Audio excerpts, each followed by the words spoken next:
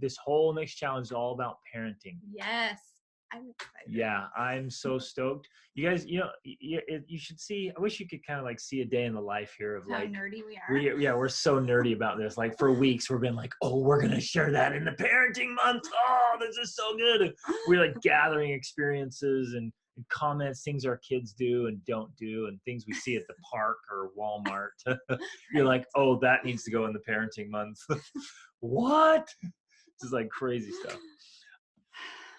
We're going to be just digging into the whole idea of leading your family instead of just managing it, right? Like we want to be leaders in our homes, not just the managers of homes. Like managing your family is important, and managing all the things there are to do, the meals and the chores and all that is important and necessary. But more than just managing, we want to lead, meaning we want to set the example. We want to pause. So while you're doing that, I want to ask you guys and throw it in the chat box here. What would be the difference for you in your mind? Because we're all gonna have kind of different definitions around this. What would be the difference in your mind between a manager and a leader? Let's start distinguishing that, getting some clarity on that for you, so we know that there is a distinction. There is a difference between managing the home and family and leading in the home and family. So throw that in chat box, kind of capture your thoughts. And if you're doing some journal writing here, capture that as we move forward, because I want to hear from you as well. Sorry, totally interrupted you. Yes. So anyways, leading, not managing. So along with that idea, we're going to discuss increasing your level of influence, right? With your family.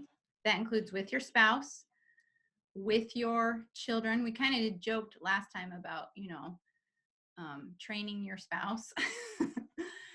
But that goes in with this idea of influence. And influence is kind of this word now where people use it for, influencers on YouTube or Instagram, all these things, and whatever that means. We're talking about having real influence, like the ability to positively influence and lead your spouse and children, because that is the real key to creating an extraordinary family, is increasing your level of influence. Now, and we're also going to talk about systems, because of course, none of this really happens without effective personal systems and family systems.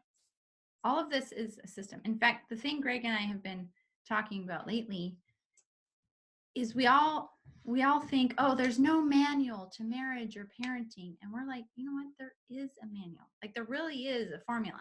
And when you figure out what the formula is and you plug it in, parenting and marriage become almost easy. Okay. And not that they are awesome. easy, but it just becomes so simple, because you're like, oh, this is what's happening. That means this. Oh, that just happened. That means this. And it's like, we compare it now to like a science or math. Like you just plug in the pieces. Like this is what's happening. Here's the piece for that.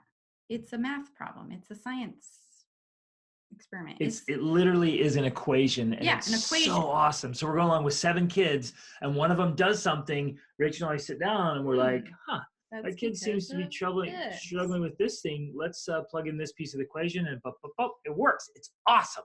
Yes. And those are the tools and resources that we want to share that just work. And the systems.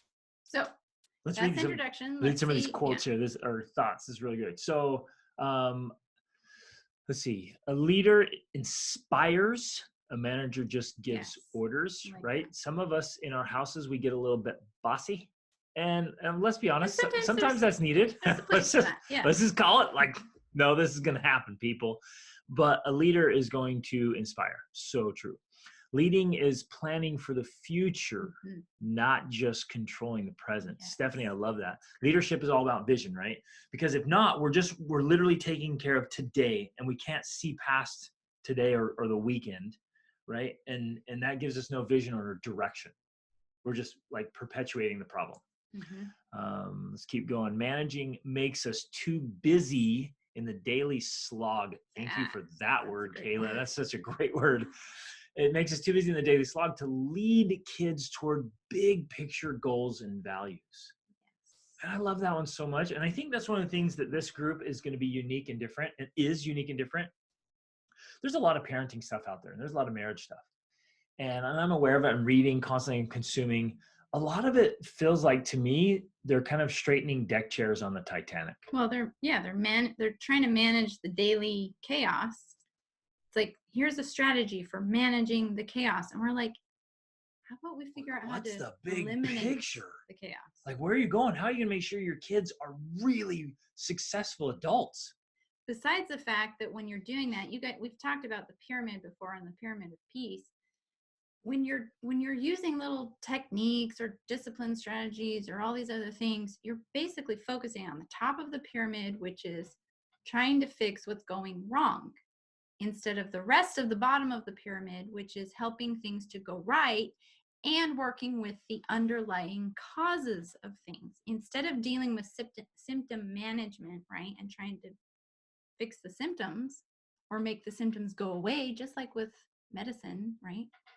You're dealing with helping things go right and fixing the underlying causes so that the issues never actually become issues, because the underlying cause is resolved. Hold on, let's make this real. Let's say you've got this nasty rash on your arm. And anybody ever had a nasty rash? Remember that? That's what I thought of. I'm like, oh no, not again. I have like PTSD because I led this backpacking trip into North Carolina, you guys. It's heavenly up there, by the way. And we were backpacking and we played capture the flag in the woods. It was the best. And that was awesome. And I got scratched up. I'm like, whatever, war wounds.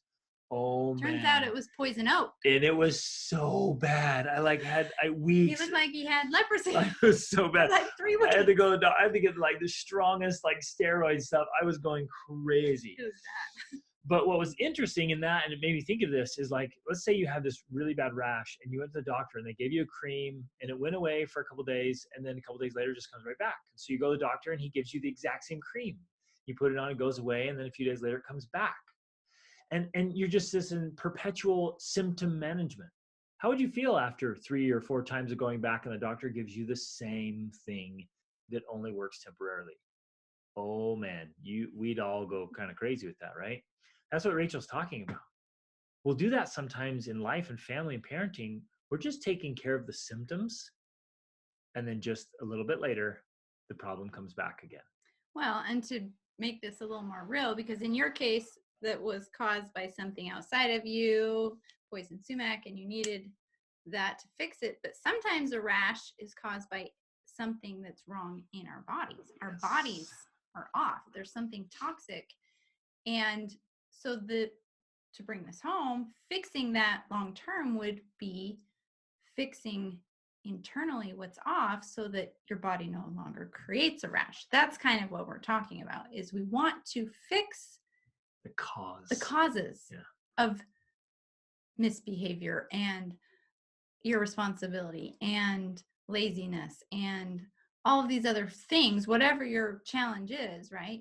Let's fix the cause, and then we're not just dealing with managing the symptoms.